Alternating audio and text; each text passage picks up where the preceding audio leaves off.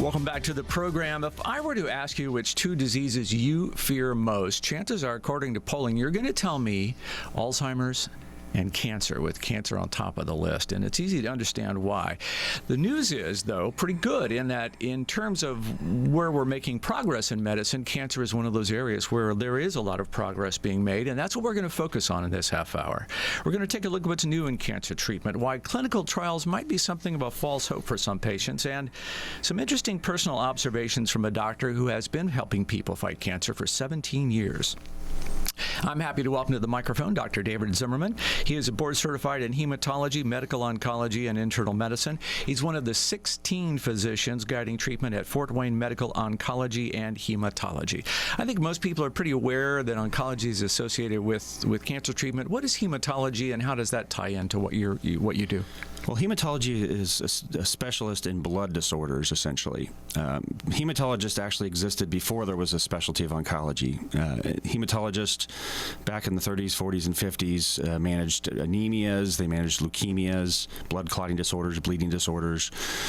And the reason that hematologists became also oncologists is that the first drugs that were used to treat cancers, the old-fashioned chemotherapy drugs, were developed in leukemias and lymphomas. So hematologists got used to using drugs to manage cancers with systemic therapy, in addition to things like surgery and radiation, which we used for a long time. And then hematologists had expertise in managing chemotherapy. And then as we developed more and more drugs to treat solid tumors like breast cancers and colon cancers, which were traditionally managed by surgeons, someone had to manage those drugs, those agents. So hematologists kind of became oncologists because of that. So you're the OGs. That's right. So to speak, yeah. Okay. There was the news of the day is kind of changing the course of what I had planned on talking about with you today. And so Ruth Bader Ginsburg, it's been announced, has undergone treatment for a tumor on her pancreas. And pancreatic cancer is one of the toughest cancers out there. It seems very difficult to beat. And so I want to talk about her case, not specifically in terms of what you think her prognosis might be, because you don't have all the data, but what it can teach us about cancer today, because everybody's going to be thinking about Ruth and what happens there. So they're saying the testing, the reports that I'm reading here right now says tests show no further evidence of the disease elsewhere in her body. So she has previously been treated for lung cancer, has previously been treated for pancreatic cancer, but now they're saying she has no other evidence of disease elsewhere in her body. What does that tell you? Well, I don't know the specifics of her case, but I'm going to assume that the lesion that they found in her pancreas was a metastasis from her lung cancer, just because we don't traditionally treat pancreatic cancer with radiation only. Although you might do that in a really elderly patient who isn't well enough to tolerate aggressive surgery and aggressive systemic treatment like chemotherapy. But I think the case just tells you that we have new techniques to treat cancers, and in this case, they used like a cyberknife type form of radiation, which is a newer technique where radiation can be delivered to a smaller area more precisely and limit the dose of the radiation to the surrounding tissues. So I think, the case just sort of illustrates a lot of the new novel approaches to treating cancer that exist. So you said that you think it's lung cancer that's moved to her pancreas. That's pretty common understanding people need to have about cancer, right? That you may die of cancer from the brain that originated in your lung or somewhere else. Yes, that's how most cancers actually kill people. I think people have this misconception. People come into my office and I ask them about their family history, and they'll say, "Well, my father had bone cancer, but he also had prostate cancer." Well, the bone is a very typical place for prostate cancer to spread. So that was, most likely metastatic prostate cancer to the bone. That's how cancers kill people. So generally that would spread through the bloodstream, and it would set up site. For whatever reason, prostate cancer cells like to set up shop in the bone. When they disseminate through the bloodstream. Lung cancer loves to spread to the brain. That's one of the most common places for patients to fail. Yeah, colon cancer spreads to the liver. Of course. Yeah, there are those relationships that just happen. What is there about cancer that makes it so darn difficult? What makes these cells so sneaky that they can get past our body's defenses? Well, cancer forms. I mean, when you were born, when you were conceived, you started out as one cell, and you developed into the wonderful person that you are today over so many years. So all that original cell, you have genes that encode for proteins that turn those cells into various tissues over time, and you have signals that tell a group of cells when to stop growing. Okay, your heart forms, but you don't just continue to make heart tissue. It forms and then it stops. So cancer is generally caused by mutations in DNA, amplifications of genes, mistakes that happen in the framework of your cell that tells it when to grow and when to divide and when not to. So cancer is generally a unregulated growth of cells, and cells that are growing rapidly like that have the ability to develop resistance.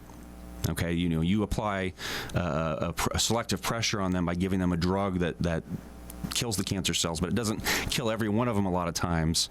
So you select out that resistant cell. Mm-hmm. When you have a cell that's dividing uncontrollably and making trillions and trillions of cells, it just takes one to acquire resistance to the treatment that you're giving for the whole cancer to then become resistant to that treatment going forward.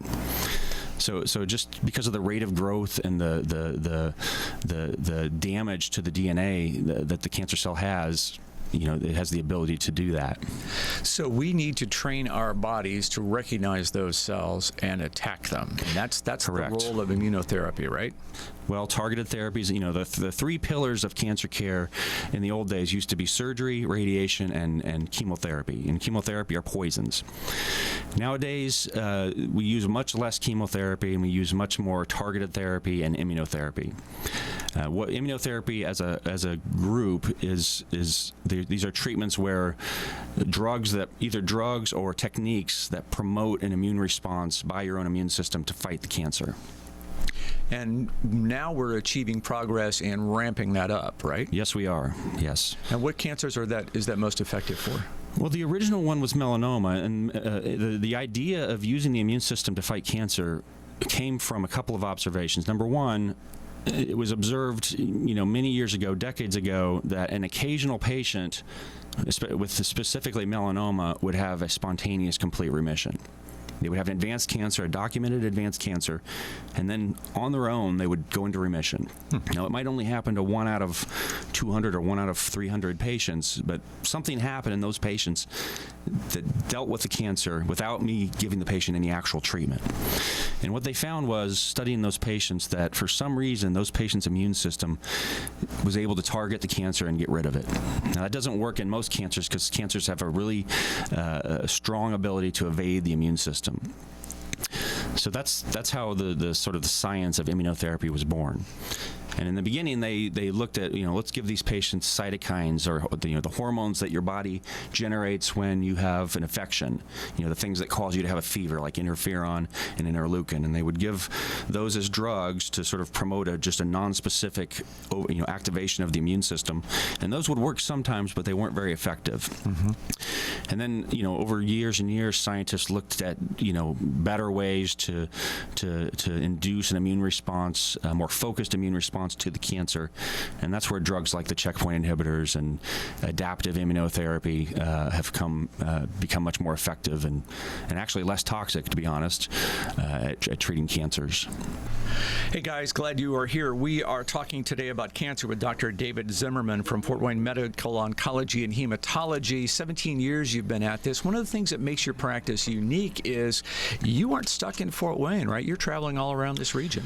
We go to every medium to small city all the way around Fort Wayne. We have a clinic. We go to Angola 2 days a week, Warsaw 3 days a week, Decatur 2 days a week, Auburn, Bluffton, Kendallville.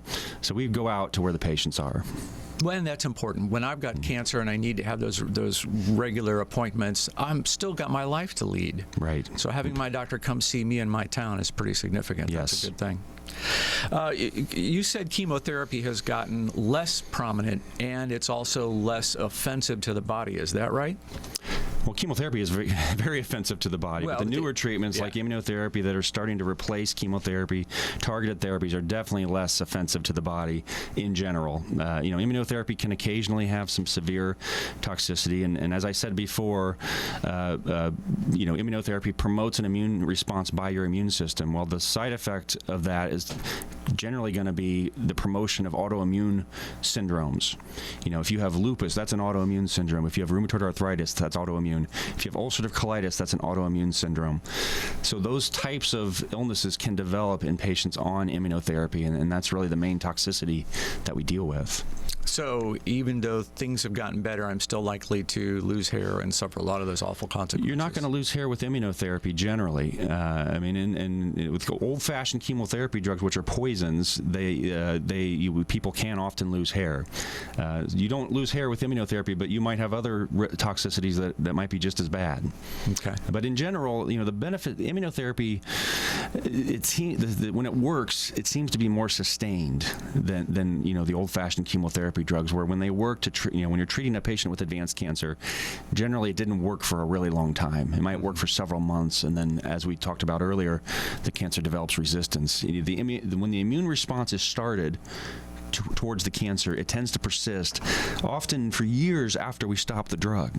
Oh. I have patients with melanoma, which, as I mentioned before, was the sort of prototypical cancer that we treat with immunotherapy, who've had amazing responses to immunotherapy that have gone on for several years after the drugs are stopped. That is a huge advance, isn't it? It is. And so we can actually cure some patients with metastatic melanoma, which we could never do with chemotherapy, with just immunotherapy, drugs that sort of promote that immune response to the cancer. Let's get out to the phones. Bruce has a question for you looking to the future. Bruce, what is your question for Dr. David Zimmerman?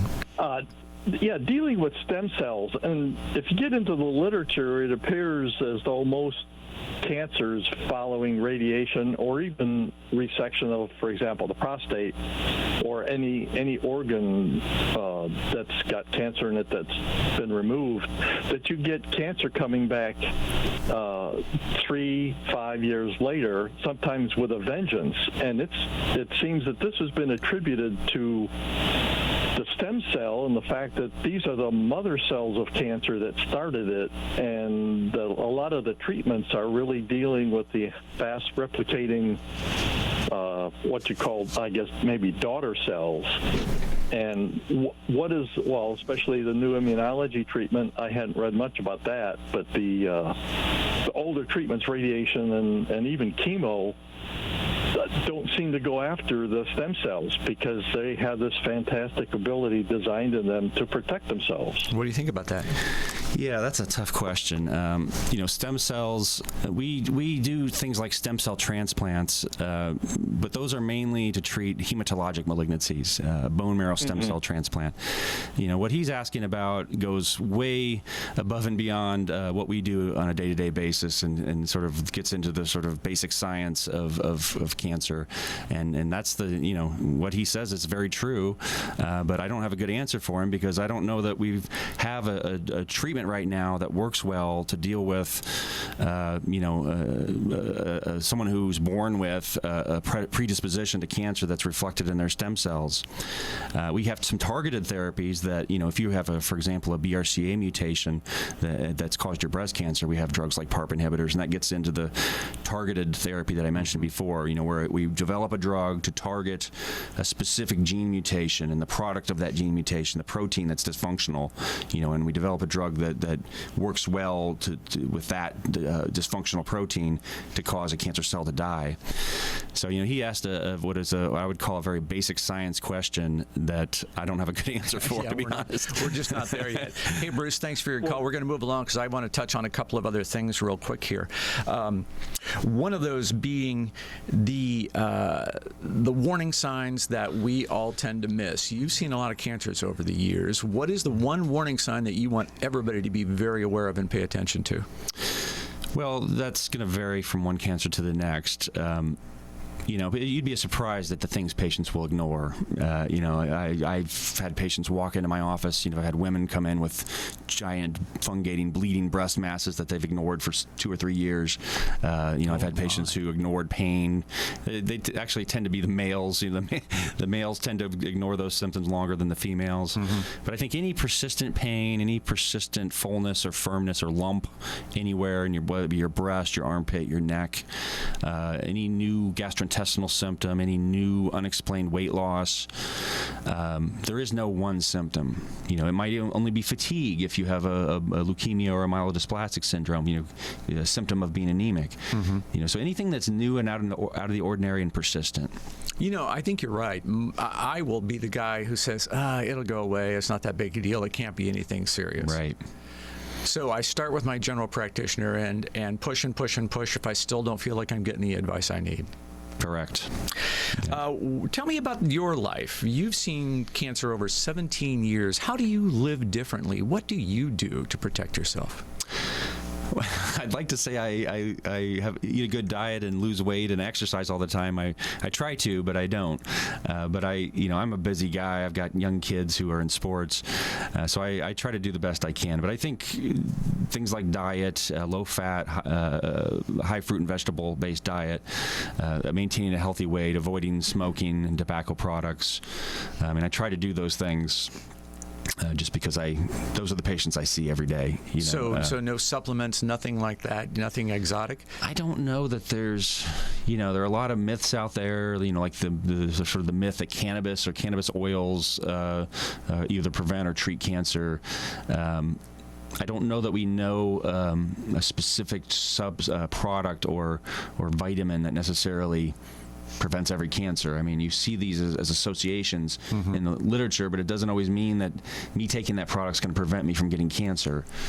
So I just try to lead a healthy life. That's the best you can do. I take that. Real quick, I want to talk about clinical trials. There are clinical trials underway in Fort Wayne. We can talk about those, but let's talk on a bigger scale. For the average guy, a clinical trial is a tremendous opportunity or probably something that's not going to be that helpful? Well, it depends on your situation. I would say in 2019, you have a better chance of getting an actually better outcome by being on a clinical trial, just because of all the advances and the way that we've looked at cancers in a smarter way. Looking at the genomics of the cancer, looking at biomarkers, using the immune system. In the old days, when we did trials that were just trying new versions of chemotherapy, you were less likely to benefit from a trial.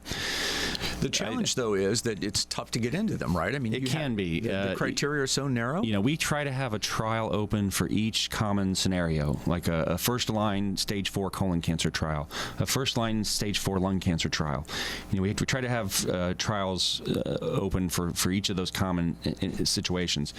The problem is that trials exclude patients for lots of small reasons. They want you to have relatively good kidney function, liver function, good performance status. You can't have had any second cancer in the last 5 years. You can't have bad heart disease or other common things. And those are all common things that people have. The trial doesn't want heart problems or kidney problems or liver problems or poor functional status to dilute the effects of the drug that they're trying to study. I understand all that. So a lot of times we have a trial, but a patient just doesn't qualify, but we still try to treat them as best we can. We've got to run. Our time has gone away. Can you believe it goes so fast? That's amazing, isn't it? Yeah. So our guest has been Dr. David Zimmerman. He is with Fort Wayne Medical Oncology and Hematology, fully independent practice. They specialize in cancer care, treating cancer patients not only at 2 locations in Fort Wayne, but they have satellite clinics in Angola, Auburn, Bluffton, Decatur, Huntington, Kendallville, LaGrange, Peru, Wabash, and Warsaw. You can learn more about these guys at fwmoh.com. And I'll just throw this in here. You have the control. When you are diagnosed, it's up to you to decide where you get your cancer care. And there is absolutely nothing wrong with talking to a couple of different practices and trying to find the one that you think is the best fit for you. You are in charge. You are the consumer. It is your life. So you make the choice. Don't let somebody drive you to some place that doesn't fit your particular needs. A little editorial from the host here on HealthCall Live. I hope you enjoyed the program. Hope you'll be listening again next week. And then I'll see you Tuesday morning as part of Fort Wayne's Morning News with Caleb Blakesley. I'm Lee Kelso. So glad you're here. We'll see you next week.